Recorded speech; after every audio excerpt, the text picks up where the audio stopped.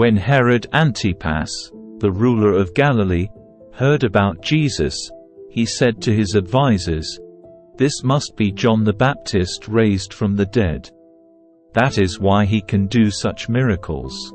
For Herod had arrested and imprisoned John as a favor to his wife Herodias, the former wife of Herod's brother Philip. John had been telling Herod, "It is against God's law for you to marry her." Herod wanted to kill John, but he was afraid of a riot, because all the people believed John was a prophet. But at a birthday party for Herod, Herodias' daughter performed a dance that greatly pleased him, so he promised with a vow to give her anything she wanted.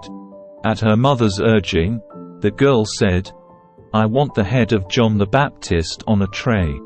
Then the king regretted what he had said, but because of the vow he had made in front of his guests, he issued the necessary orders. So John was beheaded in the prison, and his head was brought on a tray and given to the girl, who took it to her mother.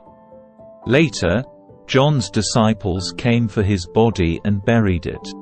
Then they went and told Jesus what had happened.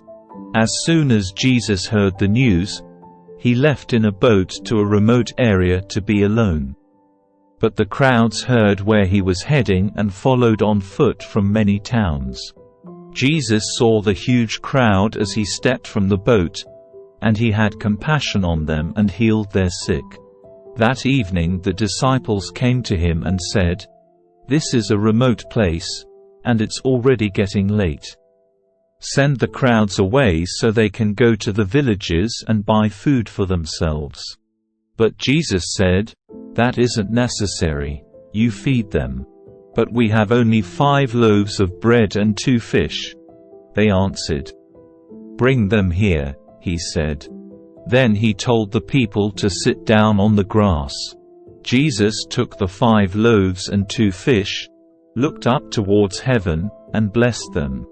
Then, breaking the loaves into pieces, he gave the bread to the disciples, who distributed it to the people.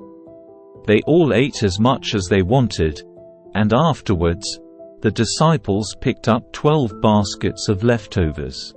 About 5,000 men were fed that day, in addition to all the women and children.